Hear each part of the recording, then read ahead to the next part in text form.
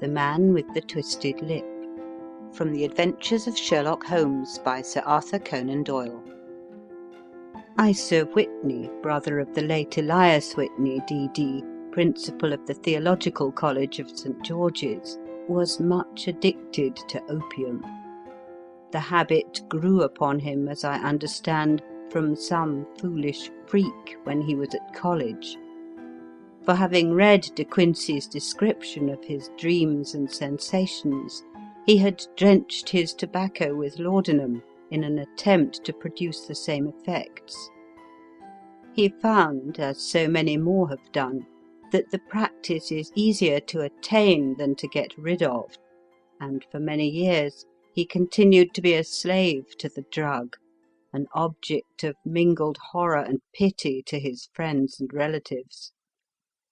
I can see him now, with yellow, pasty face, drooping lids and pinpoint pupils, all huddled in a chair, the wreck and ruin of a noble man. One night, it was in June '89, there came a ring to my bell about the hour when a man gives his first yawn and glances at the clock. I sat up in my chair, and my wife laid her needlework down in her lap and made a little face of disappointment. "A patient," said she. "You'll have to go out." I groaned, for I was newly come back from a weary day. We heard the door open, a few hurried words, and then quick steps upon the linoleum. Our own door flew open, and a lady, clad in some dark-coloured stuff, with a black veil, entered the room. "You will excuse my calling so late," she began, and then, suddenly losing her self-control, she ran forward, threw her arms about my wife's neck, and sobbed upon her shoulder. "Oh, I'm in such trouble," she cried. "I do so want a little help." "Why," said my wife, pulling up her veil, "it is Kate Whitney. How you startled me, Kate. I had not an idea who you were when you came in." "I didn't know what to do, so I came straight to you." That was always the way. Folk who were in grief came to my wife like birds to a lighthouse. "It was very sweet of you to come. Now you must have some wine and water, and sit here comfortably and tell us all about it. Or should you rather that I sent James off to bed?" "Oh, no, no! I want the doctor's advice and help too. It's about Isa. He has not been home for 2 days. I am so frightened about him." It was not the first time that she had spoken to us of her husband's trouble, to me as a doctor, to my wife as an old friend and school companion. We soothed and comforted her by such words as we could find. Did she know where her husband was? Was it possible that we could bring him back to her? It seems that it was. She had the surest information that of late he had, when the fit was on him, made use of an opium den in the farthest east of the city. Hitherto his orgies had always been confined to one day, and he had come back twitching and shattered in the evening. But now the spell had been upon him 48 hours, and he lay there, doubtless among the dregs of the docks, breathing in the poison or sleeping off the effects. There he was to be found, she was sure of it, at the Bar of Gold in Upper Swandam Lane. But what was she to do? How could she, a young and timid woman, make her way into such a place and pluck her husband out from among the ruffians who surrounded him? There was the case, and of course there was but one way out of it. Might I not escort her to this place? And then, as a second thought, why should she come at all? I was Isa Whitney's medical adviser, and as such I had influence over him. I could manage it better if I were alone. I promised her on my word that I would send him home in a cab within 2 hours, if he were indeed at the address which she had given me. And so in 10 minutes I had left my armchair and cheery sitting room behind me, and was speeding eastward in a hansom on a strange errand, as it seemed to me at the time, though the future only could show how strange it was to be. But there was no great difficulty in the first stage of my adventure. Upper Swandam Lane is a vile alley lurking behind the high wharves which line the north side of the river to the east of London Bridge. Between a slop shop and a gin shop, approached by a steep flight of steps leading down to a black gap like the mouth of a cave, I found the den of which I was in search. Ordering my cab to wait, I passed down the steps, worn hollow in the centre by the ceaseless tread of drunken feet, and by the light of a flickering oil lamp above the door I found the latch and made my way into a long, low room, thick and heavy with the brown opium smoke, and terraced with wooden berths like the forecastle of an emigrant ship. Through the gloom one could dimly catch a glimpse of bodies lying in strange, fantastic poses, bowed shoulders, bent knees, heads thrown back, and chins pointing upward, with here and there a dark, lack-lustre eye turned upon the newcomer. Out of the black shadows there glimmered little red circles of light, now bright, now faint, as the burning poison waxed or waned in the bowls of the metal pipes. The most lay silent, but some muttered to themselves, and others talked together in a strange, low, monotonous voice, their conversation coming in gushes and then suddenly tailing off into silence, each mumbling out his own thoughts and paying little heed to the words of his neighbour. At the farther end was a small brazier of burning charcoal, beside which, on a three-legged wooden stool, there sat a tall, thin old man, with his jaw resting upon his two fists and his elbows upon his knees, staring into the fire. As I entered, a sallow Malay attendant had hurried up with a pipe for me and a supply of the drug, beckoning me to an empty berth. "Thank you, I have not come to stay," said I. "There is a friend of mine here, Mr. Isa Whitney, and I wish to speak with him." There was a movement and an exclamation from my right, and peering through the gloom I saw Whitney, pale, haggard, and unkempt, staring out at me. "My God, it's Watson," said he.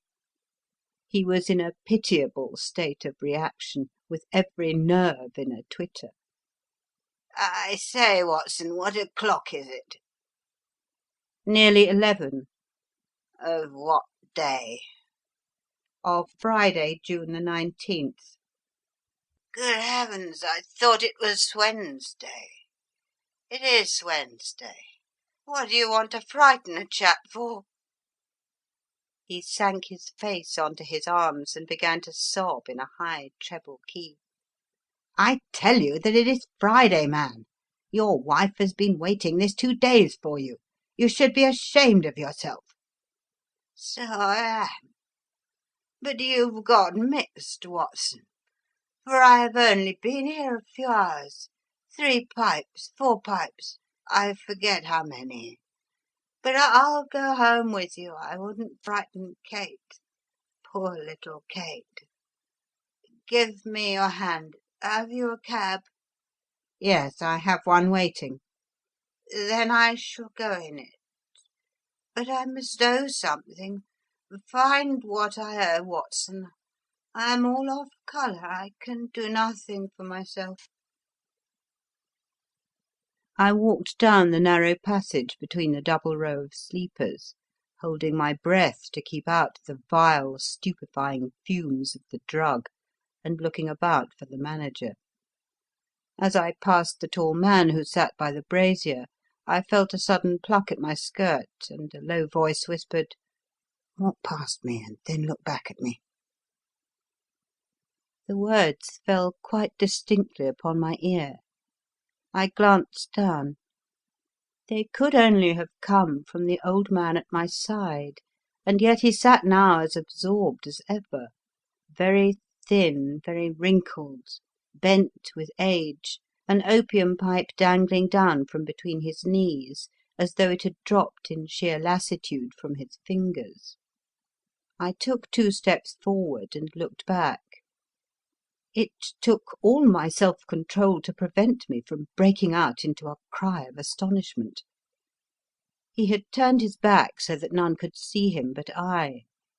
His form had filled out, his wrinkles were gone, the dull eyes had regained their fire, and there, sitting by the fire and grinning at my surprise, was none other than Sherlock Holmes.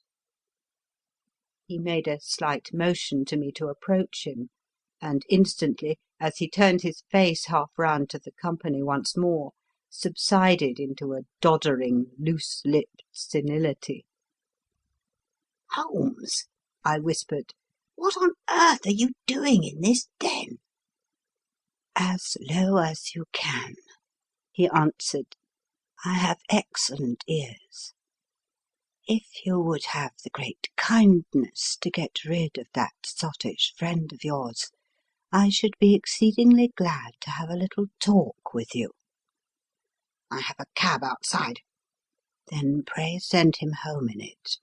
You may safely trust him, for he appears to be too limp to get into any mischief. I should recommend you also to send a note by the cabman to your wife, to say that you have thrown in your lot with me. If you will wait outside, I shall be with you in 5 minutes." It was difficult to refuse any of Sherlock Holmes' requests, for they were always so exceedingly definite, and put forward with such a quiet air of mastery. I felt, however, that when Whitney was once confined in the cab my mission was practically accomplished, and for the rest, I could not wish anything better than to be associated with my friend in one of those singular adventures which were the normal condition of his existence. In a few minutes I had written my note, paid Whitney's bill, led him out to the cab, and seen him driven through the darkness. In a very short time a decrepit figure had emerged from the opium den, and I was walking down the street with Sherlock Holmes. For 2 streets he shuffled along with a bent back and an uncertain foot. Then, glancing quickly round, he straightened himself out and burst into a hearty fit of laughter. "I suppose, Watson," said he, "that you imagine that I have added opium smoking to cocaine injections and all the other little weaknesses on which you have favoured me with your medical views." "I was certainly surprised to find you there." "But not more so than I to find you." "I came to find a friend." "And I to find an enemy." "An enemy?" "Yes, one of my natural enemies. Or shall I say my natural prey? Briefly, Watson, I am in the midst of a very remarkable inquiry, and I have hoped to find a clue in the incoherent ramblings of these sots, as I have done before now. Had I been recognized in that den, my life would not have been worth an hour's purchase, for I have used it before now for my own purposes, and the rascally lascar who runs it has sworn to have vengeance upon me. There is a trap door at the back of that building, near the corner of Paul's Wharf, which could tell some strange tales of what has passed through it upon the moonless nights." "What, you do not mean bodies?" Aye, bodies, Watson. We should be rich men if we had £1,000 for every poor devil who has been done to death in that den. It is the vilest murder trap on the whole riverside, and I fear that Neville Sinclair has entered it never to leave it more. But our trap should be here." He put his two forefingers between his teeth and whistled shrilly, a signal which was answered by a similar whistle from the distance, followed shortly by the rattle of wheels and the clink of horses' hoofs. "Now, Watson," said Holmes, as a tall dog-cart dashed up through the gloom, throwing out two golden tunnels of yellow light from its side lanterns, "you'll come with me, won't you?" "If I can be of use." "Oh, a trusty comrade is always of use, and a chronicler still more so. My room at the Cedars is a double-bedded one." "The Cedars?" "Yes, that is Mr. Sinclair's house. I am staying there while I conduct the inquiry." "Where is it, then?" "Near Lee, in Kent. We have a 7-mile drive before us." "But I am all in the dark." "Of course you are. You'll know all about it presently. Jump up here. All right, John, we shall not need you. Here's £0.50. Look out for me to-morrow about 11. Give her her head. So long, then." He flicked the horse with his whip, and we dashed away through the endless succession of sombre and deserted streets, which widened gradually until we were flying across a broad balustraded bridge, with the murky river flowing sluggishly beneath us. Beyond lay another dull wilderness of bricks and mortar, its silence broken only by the heavy regular footfall of the policeman, or the songs and shouts of some belated party of revellers. A dull wrack was drifting slowly across the sky, and a star or two twinkled dimly here and there through the rifts of the clouds. Holmes drove in silence, with his head sunk upon his breast, and the air of a man who is lost in thought, while I sat beside him, curious to learn what this new quest might be which seemed to tax his powers so sorely, and yet afraid to break in upon the current of his thoughts. We had driven several miles, and were beginning to get to the fringe of the belt of suburban villas, when he shook himself, shrugged his shoulders, and lit up his pipe with the air of a man who has satisfied himself that he is acting for the best. "You have a grand gift of silence, Watson," said he. "It makes you quite invaluable as a companion. 'Pon my word, it is a great thing for me to have someone to talk to, for my own thoughts are not over pleasant. I was wondering what I should say to this dear little woman to-night when she meets me at the door." "You forget that I know nothing about it."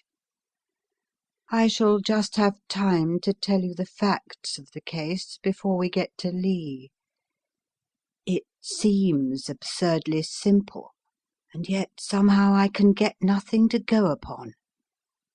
There's plenty of thread, no doubt, but I can't get the end of it into my hand. Now, I'll state the case clearly and concisely to you, Watson, and maybe you can see a spark where all is dark to me." "Proceed, then." Some years ago, to be definite, in May 1884, there came to Lee a gentleman, Neville Sinclair by name, who appeared to have plenty of money. He took a large villa, laid out the grounds very nicely, and lived generally in good style. By degrees he made friends in the neighbourhood, and in 1887 he married the daughter of a local brewer, by whom he now has 2 children. He had no occupation, but was interested in several companies, and went into town as a rule in the morning, returning by the 5:14 from Cannon Street every night. Mr. Sinclair is now 37 years of age, is a man of temperate habits, a good husband, a very affectionate father, and a man who is popular with all who know him. I may add that his whole debts at the present moment, as far as we have been able to ascertain, amount to £88 10s, while he has £220 standing to his credit in the Capital and Counties Bank. There is no reason, therefore, to think that money troubles have been weighing upon his mind. Last Monday Mr. Neville Sinclair went into town rather earlier than usual, remarking before he started that he had 2 important commissions to perform, and that he would bring his little boy home a box of bricks.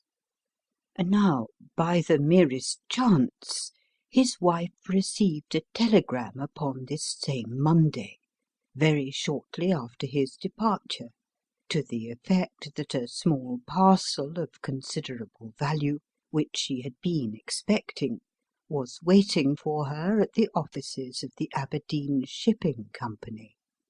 Now, if you are well up in your London, you will know that the office of the company is in Fresno Street, which branches out of Upper Swandam Lane, where you found me tonight. Mrs. Sinclair had her lunch, started for the city, did some shopping, proceeded to the company's office, got her packet, and found herself at exactly 4:35 walking through Swandam Lane on her way back to the station. Have you followed me so far? It is very clear. If you remember, Monday was an exceedingly hot day, and Mrs. Sinclair walked slowly, glancing about in the hope of seeing a cab, as she did not like the neighbourhood in which she found herself. While she was walking in this way down Swandam Lane, she suddenly heard an ejaculation or cry, and was struck cold to see her husband looking down at her, and, as it seemed to her, beckoning to her from a second-floor window. The window was open, and she distinctly saw his face, which she described as being terribly agitated. He waved his hands frantically to her, and then vanished from the window so suddenly that it seemed to her that he had been plucked back by some irresistible force from behind. One singular point which struck her quick feminine eye was that although he wore some dark coat, such as he had started to town in, he had on neither collar nor necktie. Convinced that something was amiss with him, she rushed down the steps, for the house was none other than the opium den in which you found me tonight, and running through the front room she attempted to ascend the stairs which led to the first floor. At the foot of the stairs, however, she met this Lascar scoundrel of whom I have spoken, who thrust her back, and, aided by a Dane who acts as assistant there, pushed her out into the street.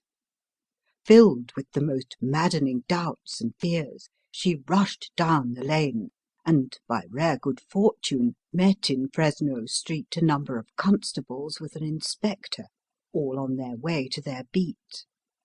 The inspector and 2 men accompanied her back, and in spite of the continued resistance of the proprietor, they made their way to the room in which Mr. Sinclair had last been seen.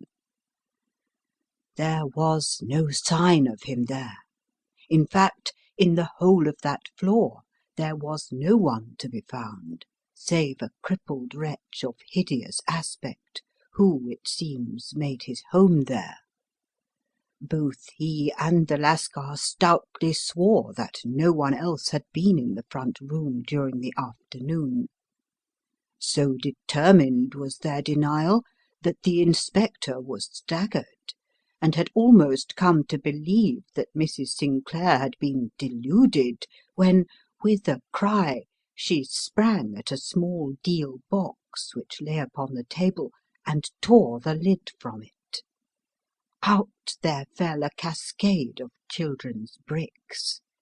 It was the toy which he had promised to bring home. This discovery, and the evident confusion which the cripple showed, made the inspector realize that the matter was serious. The rooms were carefully examined, and results all pointed to an abominable crime. The front room was plainly furnished as a sitting-room, and led into a small bedroom, which looked out upon the back of one of the wharves. Between the wharf and the bedroom window is a narrow strip, which is dry at low tide, but is covered at high tide with at least 4½ feet of water. The bedroom window was a broad one, and opened from below.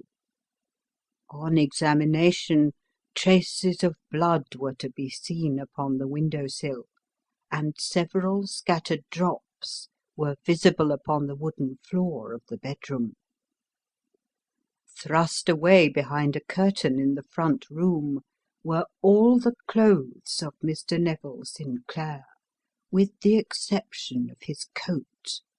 His boots, his socks, his hat, and his watch, all were there. There were no signs of violence upon any of these garments, and there were no other traces of Mr. Neville Sinclair. Out of the window he must apparently have gone, for no other exit could be discovered, and the ominous bloodstains upon the sill gave little promise that he could save himself by swimming, for the tide was at its very highest at the moment of the tragedy. And now, as to the villains who seemed to be immediately implicated in the matter. The Lascar was known to be a man of the vilest antecedents, but as, by Mrs. Sinclair's story, he was known to have been at the foot of the stair within a very few seconds of her husband's appearance at the window, he could hardly have been more than an accessory to the crime. His defence was one of absolute ignorance, and he protested that he had no knowledge as to the doings of Hugh Boone, his lodger, and that he could not account in any way for the presence of the missing gentleman's clothes. So much for the Lascar manager. Now for the sinister cripple who lives upon the second floor of the opium den, and who was certainly the last human being whose eyes rested upon Neville Sinclair. His name is Hugh Boone, and his hideous face is one which is familiar to every man who goes much to the city. He is a professional beggar, though in order to avoid the police regulations he pretends to a small trade in wax vesters. Some little distance down Threadneedle Street upon the left-hand side, there is, as you may have remarked, a small angle in the wall.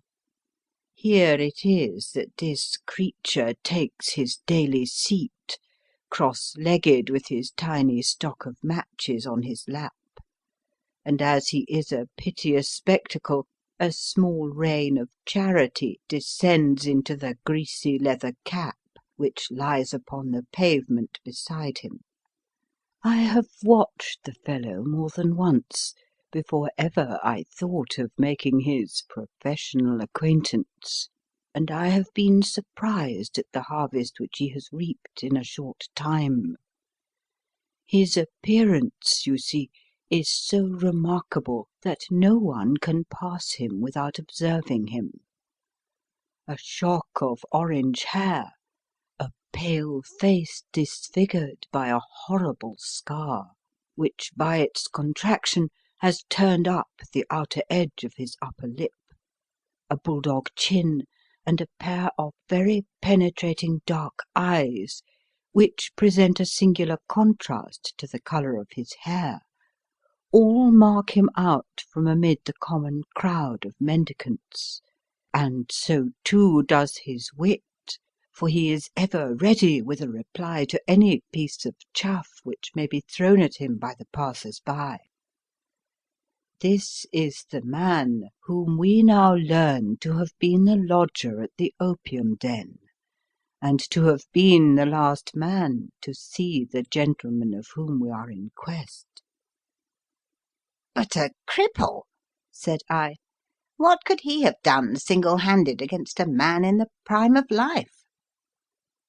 "He is a cripple in the sense that he walks with a limp, but in other respects he appears to be a powerful and well-nurtured man.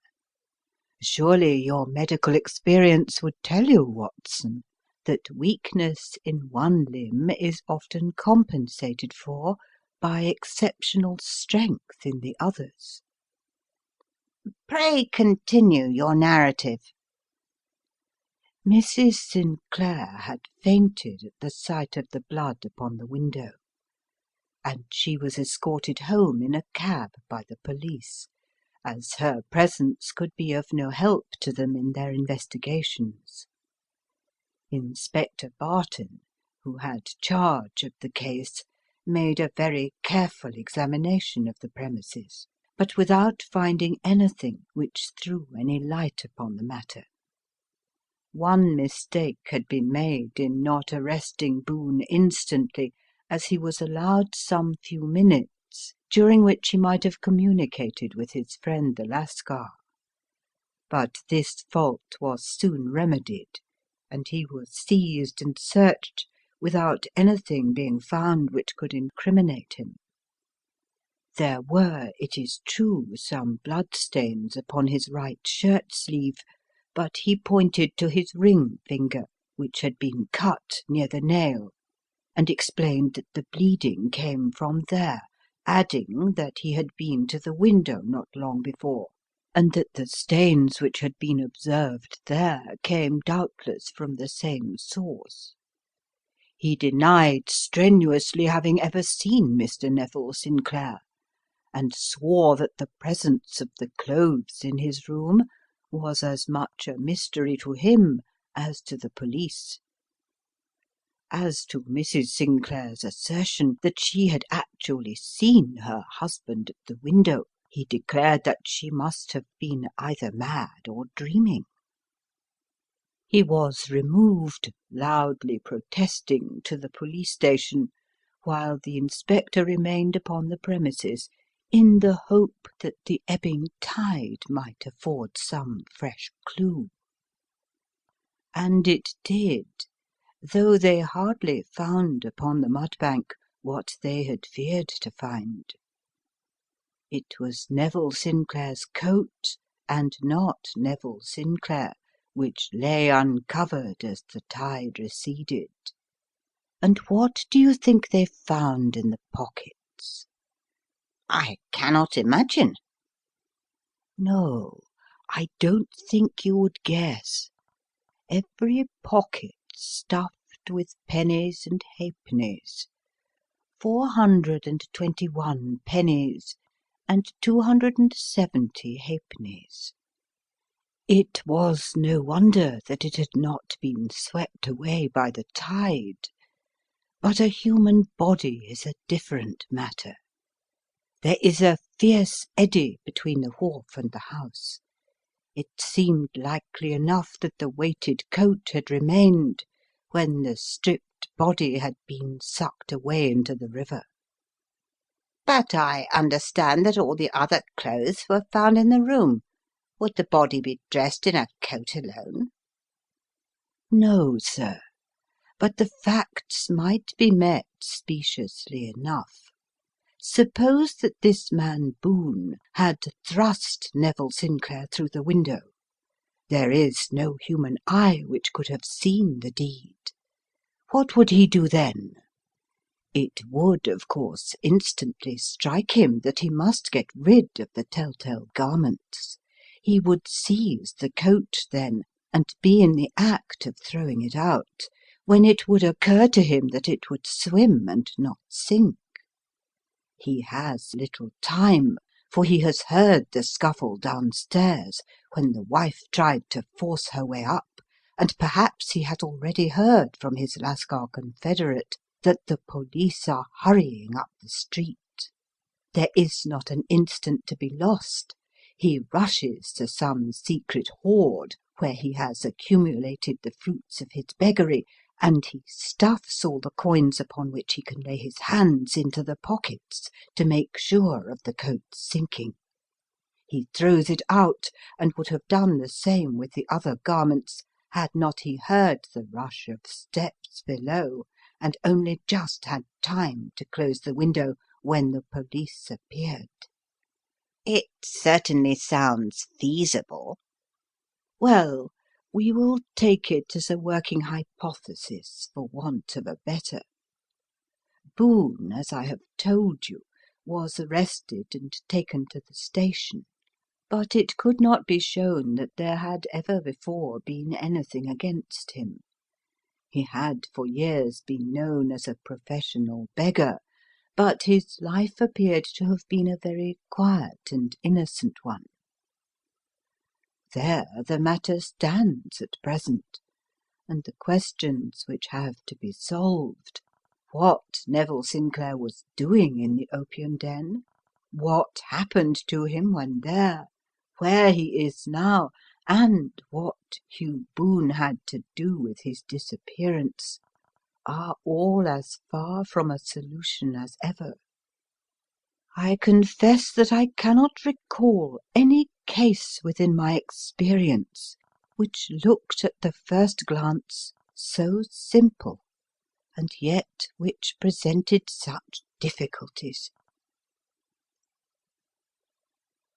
While Sherlock Holmes had been detailing this singular series of events, we had been whirling through the outskirts of the great town until the last straggling houses had been left behind, and we rattled along with a country hedge upon either side of us.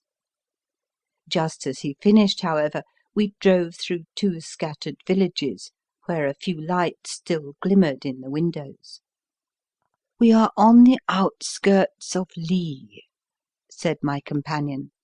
We have touched on 3 English counties in our short drive, starting in Middlesex, passing over an angle of Surrey, and ending in Kent.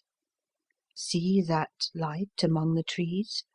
That is the Cedars, and beside that lamp sits a woman whose anxious ears have already, I have little doubt, caught the clink of our horses' feet. But why are you not conducting the case from Baker Street? I asked. Because there are many inquiries which must be made out here. Mrs. Sinclair has most kindly put 2 rooms at my disposal, and you may rest assured that she will have nothing but a welcome for my friend and colleague. I hate to meet her, Watson, when I have no news of her husband. Here we are. Whoa there, whoa! We had pulled up in front of a large villa which stood within its own grounds. A stable boy had run out to the horse's head, and, springing down, I followed Holmes up the small winding gravel drive which led to the house. As we approached, the door flew open, and a little blonde woman stood in the opening, clad in some sort of light mousseline de soie, with a touch of fluffy pink chiffon at her neck and wrists. She stood with her figure outlined against the flood of light, one hand upon the door, one half raised in her eagerness, her body slightly bent, her head and face protruded, with eager eyes and parted lips, a standing question. "Well?" she cried. "Well?" And then, seeing that there were two of us, she gave a cry of hope, which sank into a groan as she saw that my companion shook his head and shrugged his shoulders. "No good news?" "None." "No bad?" "No." "Thank God for that! But come in. You must be weary, for you have had a long day." "This is my friend, Dr. Watson. He has been of most vital use to me in several of my cases, and a lucky chance has made it possible for me to bring him out and associate him with this investigation." "I am delighted to see you," said she, pressing my hand warmly. "You will, I am sure, forgive anything that may be wanting in our arrangements, when you consider the blow which has come so suddenly upon us." "My dear madam," said I am an old campaigner, and if I were not, I can very well see that no apology is needed. If I can be of any assistance, either to you or to my friend here, I shall indeed be happy." "Now, Mr. Sherlock Holmes," said the lady, as we entered a well lit dining room, upon the table of which a cold supper had been laid out, "I should very much like to ask you one or two plain questions, to which I beg that you will give a plain answer." "Certainly, madam." "Do not trouble about my feelings. I am not hysterical nor given to fainting. I simply wish to hear your real opinion." "Upon what point?" "In your heart of hearts, do you think that Neville is alive?" Sherlock Holmes seemed to be embarrassed by the question. "Frankly, now?" she repeated, standing upon the rug and looking keenly down at him as he leaned back in a basket chair. "Frankly, then, madam, I do not." "You think that he is dead?" "I do." "Murdered?" "I don't say that. Perhaps." "And on what day did he meet his death?" "On Monday." "Then perhaps, Mr. Holmes, you will be good enough to explain how it is that I have received a letter from him to day." Sherlock Holmes sprang out of his chair as if he had been galvanized. "What?" he roared. "Yes, to day." She stood smiling, holding up a little slip of paper in the air. "May I see it?" "Certainly." He snatched it from her in his eagerness, and smoothing it out upon the table, he drew over the lamp and examined it intently. I had left my chair and was gazing at it over his shoulder. The envelope was a very coarse one, and was stamped with the Gravesend postmark, and with the date of that very day, or rather of the day before, for it was considerably after midnight. "Coarse writing," murmured Holmes. "Surely this is not your husband's writing, madam?" "No, but the enclosure is." "I perceive also that whoever addressed the envelope had to go and inquire as to the address." "How can you tell that?" "The name, you see, is in perfectly black ink, which has dried itself. The rest is of the greyish colour, which shows that blotting paper has been used.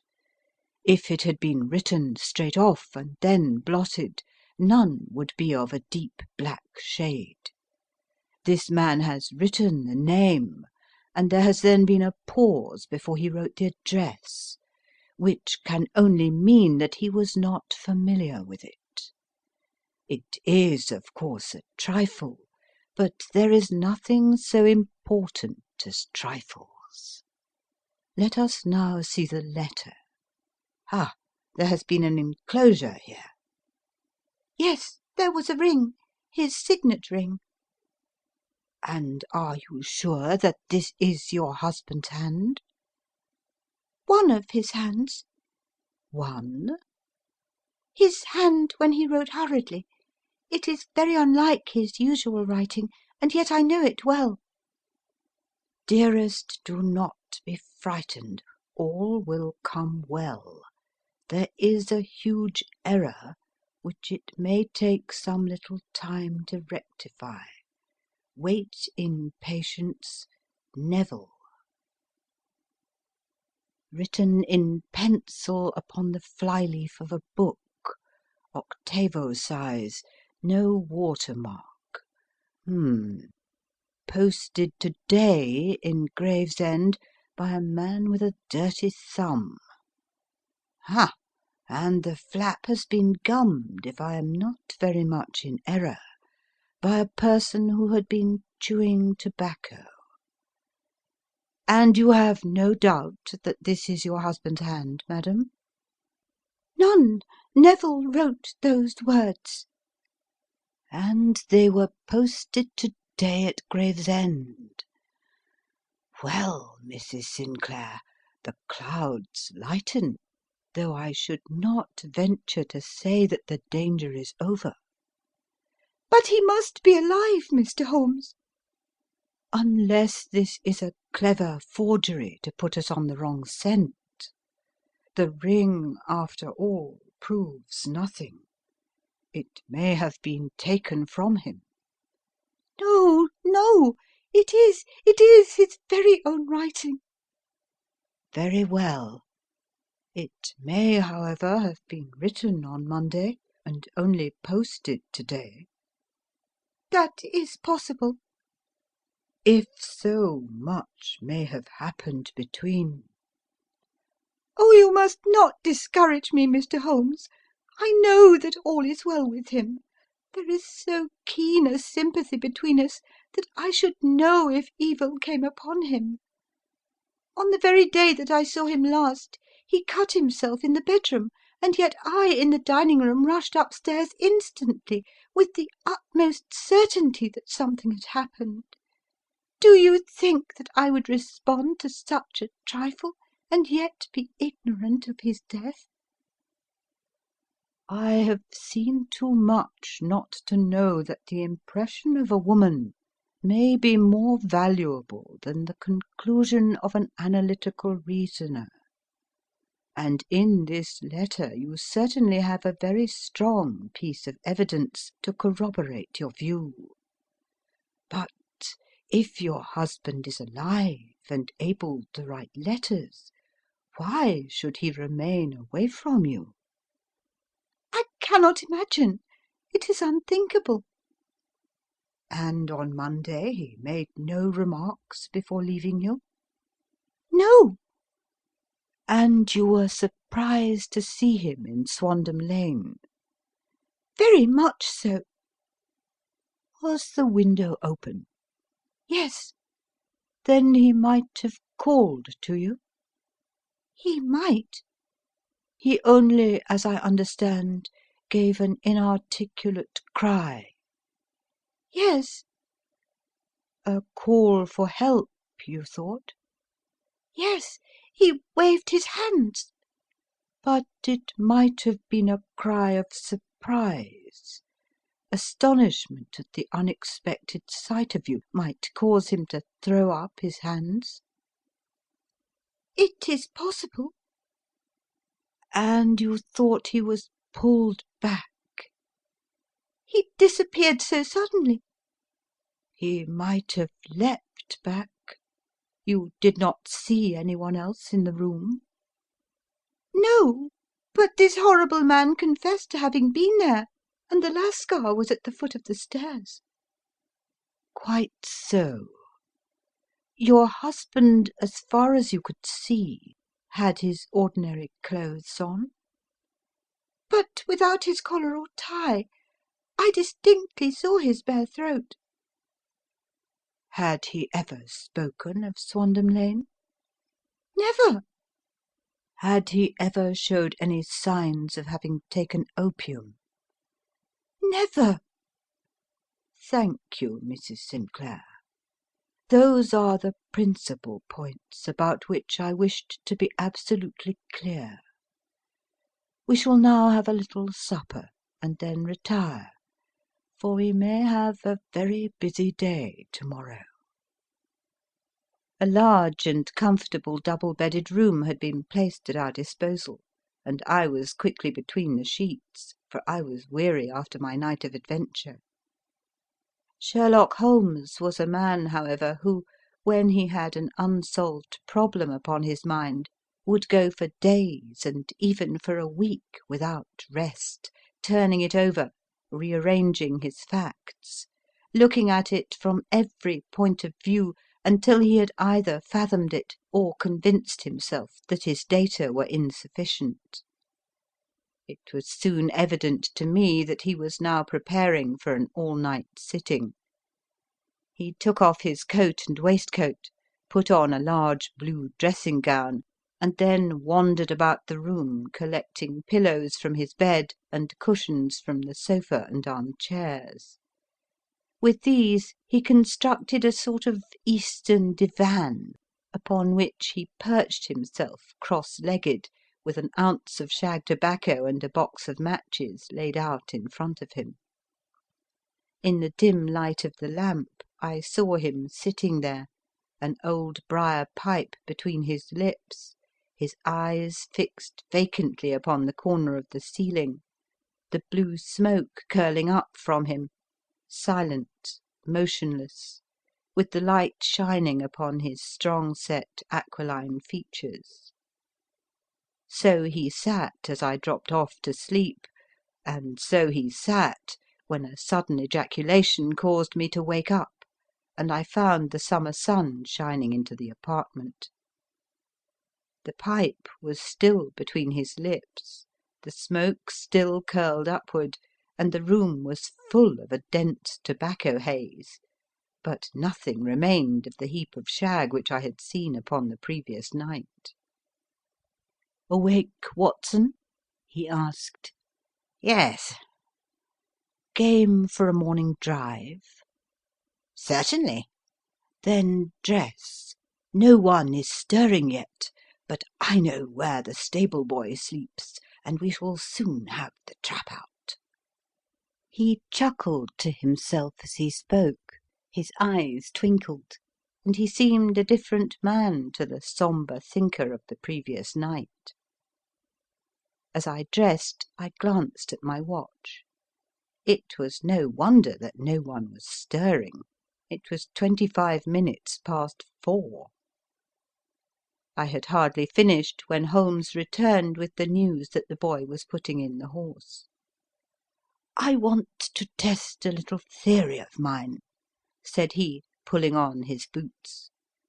"I think, Watson, that you are now standing in the presence of one of the most absolute fools in Europe. I deserve to be kicked from here to Charing Cross. But I think I have the key of the affair now." "And where is it?" I asked, smiling. "In the bathroom," he answered. "Oh, yes, I am not joking," he continued, seeing my look of incredulity. "I have just been there, and I have taken it out, and I have got it in this Gladstone bag. Come on, my boy, and we shall see whether it will not fit the lock."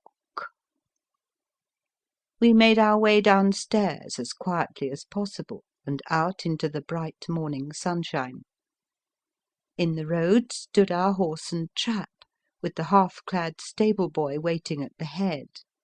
We both sprang in, and away we dashed down the London road. A few country carts were stirring, bearing in vegetables to the metropolis, but the lines of villas on either side were as silent and lifeless as some city in a dream.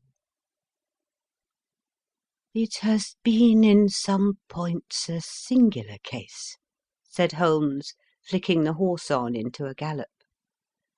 I confess that I have been as blind as a mole, but it is better to learn wisdom late than never to learn it at all."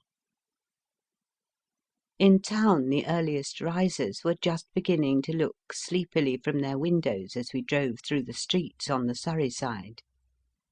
Passing down the Waterloo Bridge Road, we crossed over the river, and dashing up Wellington Street, wheeled sharply to the right and found ourselves in Bow Street. Sherlock Holmes was well known to the force, and the two constables at the door saluted him. One of them held the horse's head, while the other led us in. "Who is on duty?" asked Holmes. Inspector Bradstreet, sir. "Ah, Bradstreet, how are you?" A tall, stout official had come down the stone-flagged passage in a peaked cap and frogged jacket. "I wish to have a quiet word with you, Bradstreet." "Certainly, Mr. Holmes. Step into my room here." It was a small office-like room, with a huge ledger upon the table, and a telephone projecting from the wall.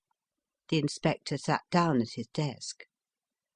"What can I do for you, Mr. Holmes?" "I call about that beggar man, Boone, the one who was charged with being concerned in the disappearance of Mr. Neville Sinclair of Lee." Yes, he was brought up and remanded for further inquiries. "So I heard. You have him here?" In the cells. "Is he quiet?" Oh, he gives no trouble, but he is a dirty scoundrel." "Dirty?" "Yes, it's all we can do to make him wash his hands, and his face is as black as a tinker's. Well, once his case has been settled, he will have a regular prison bath, and I think if you saw him you would agree with me that he needed it." "I should like to see him very much." "Would you? That is easily done. Come this way. You can leave your bag." "No, I think that I'll take it." "Very good. Come this way, if you please." He led us down a passage, opened a barred door, passed down a winding stair, and brought us to a whitewashed corridor with a line of doors on each side. "The third on the right is his," said the inspector. "Here it is." He quietly shot back a panel in the upper part of the door and glanced through. "He is asleep," said he. "You can see him very well."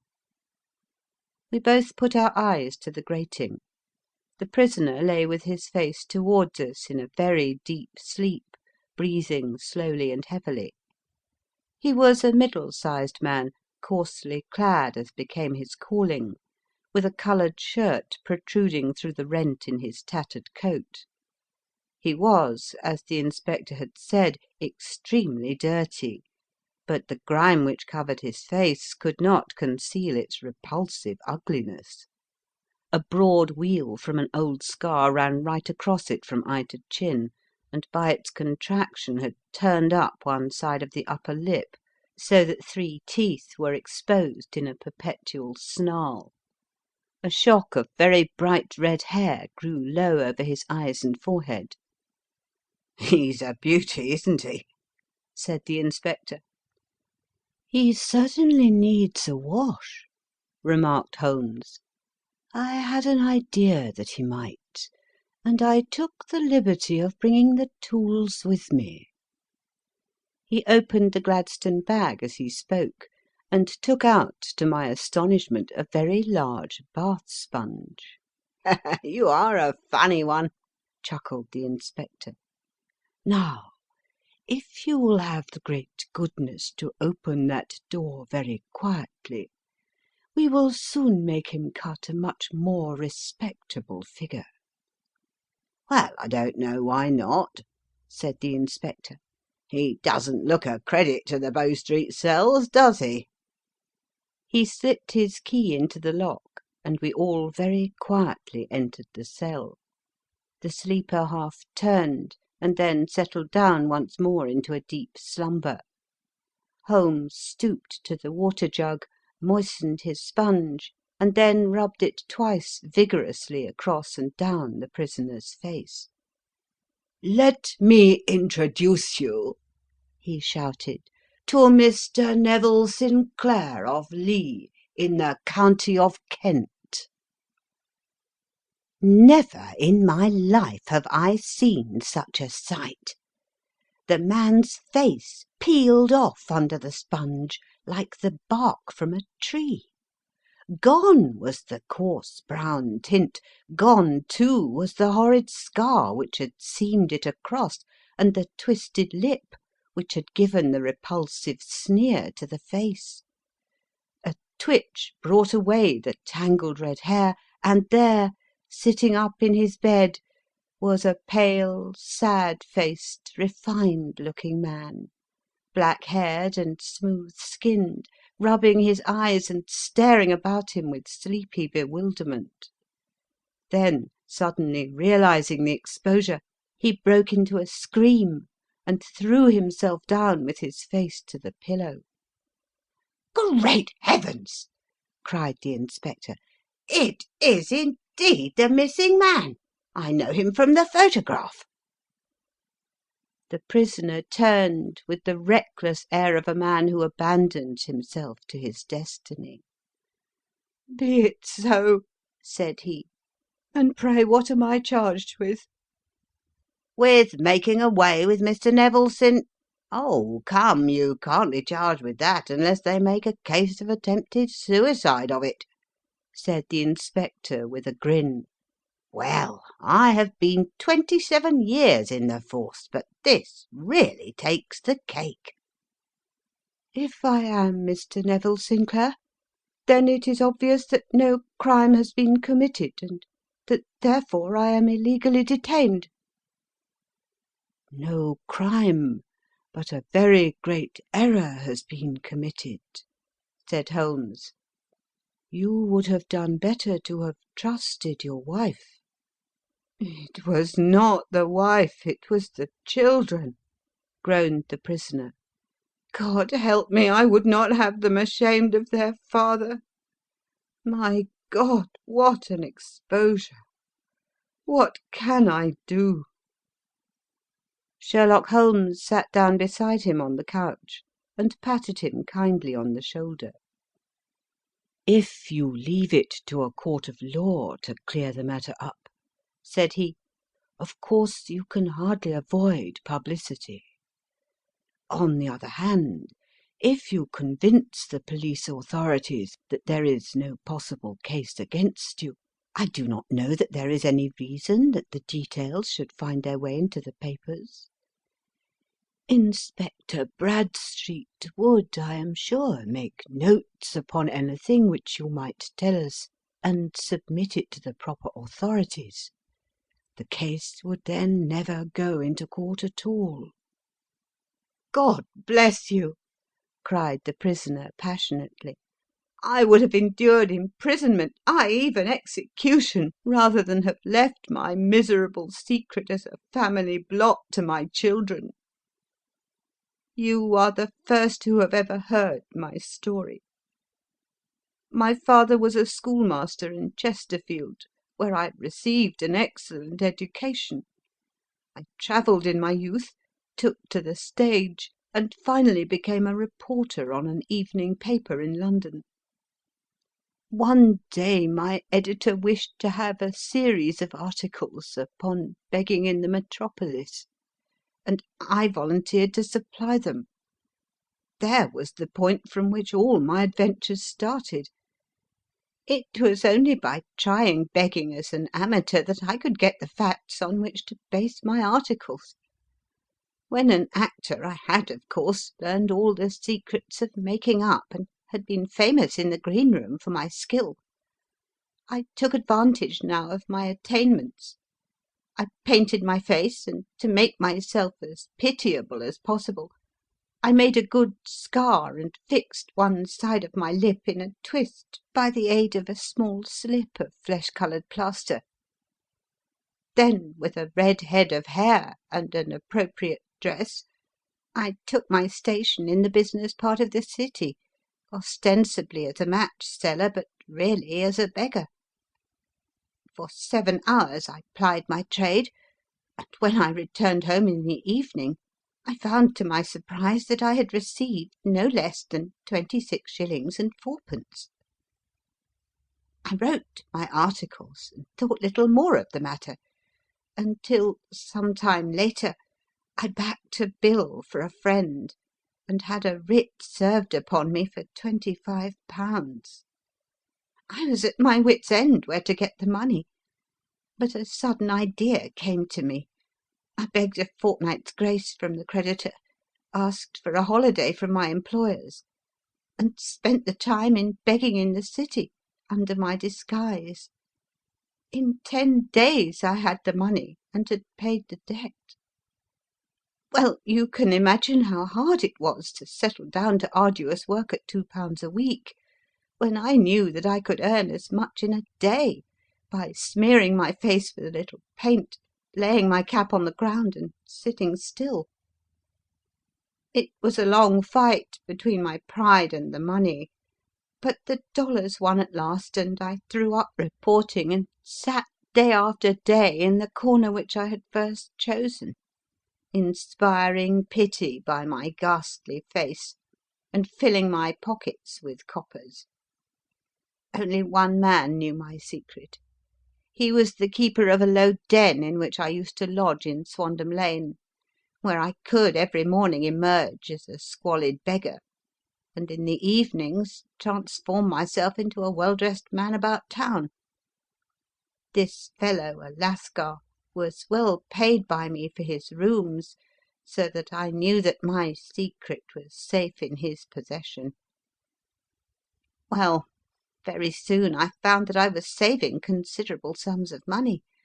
I do not mean that any beggar in the streets of London could earn £700 a year, which is less than my average takings, but I had exceptional advantages in my power of making up, and also in a facility of repartee, which improved by practice and made me quite a recognized character in the city. All day a stream of pennies, varied by silver, poured in upon me, and it was a very bad day in which I failed to take £2. As I grew richer, I grew more ambitious, took a house in the country, and eventually married, without anyone having a suspicion as to my real occupation. My dear wife knew that I had business in the city. She little knew what. Last Monday I had finished for the day and was dressing in my room above the opium den, when I looked out of my window and saw, to my horror and astonishment, that my wife was standing in the street, with her eyes fixed full upon me. I gave a cry of surprise, threw up my arms to cover my face, and rushing to my confidant, the Lascar, entreated him to prevent anyone from coming up to me. I heard her voice downstairs, but I knew that she could not ascend. Swiftly I threw off my clothes, pulled on those of a beggar, and put on my pigments and wig. Even a wife's eyes could not pierce so complete a disguise. But then it occurred to me that there might be a search in the room, and that the clothes might betray me. I threw open the window, reopening by my violence a small cut which I had inflicted upon myself in the bedroom that morning. Then I seized my coat, which was weighted by the coppers which I had just transferred to it from the leather bag in which I carried my takings. I hurled it out of the window, and it disappeared into the Thames. The other clothes would have followed, but at that moment there was a rush of constables up the stair, and a few minutes after I found, rather I confess to my relief, that instead of being identified as Mr. Neville Sinclair, I was arrested as his murderer. I do not know that there is anything else for me to explain. I was determined to preserve my disguise as long as possible, and hence my preference for a dirty face. Knowing that my wife would be terribly anxious, I slipped off my ring and confided it to the Lascar at a moment when no constable was watching me, together with a hurried scrawl, telling her that she had no cause to fear." "That note only reached her yesterday," said Holmes. "Good God, what a week she must have spent!" "The police have watched this Lascar," said Inspector Bradstreet, "and I can quite understand that he might find it difficult to post a letter unobserved. Probably he handed it to some sailor customer of his who forgot all about it for some days." "That was it," said Holmes, nodding approvingly. "I have no doubt of it. But have you never been prosecuted for begging?" "Many times, but what was a fine to me?" "It must stop here, however," said Bradstreet. "If the police are to hush this thing up, there must be no more of Hugh Boone." "I have sworn it by the most solemn oaths which a man can take." "In that case, I think it is probable that no further steps may be taken. But if you are found again, then all must come out. I am sure, Mr. Holmes, that we are very much indebted to you for having cleared the matter up. I wish I knew how you reach your results." "I reached this one," said my friend, "by sitting upon 5 pillows and consuming an ounce of shag. I think, Watson, that if we drive to Baker Street, we shall just be in time for breakfast." End of Adventure 6. The Man with the Twisted Lip. Recording by Ruth Golding.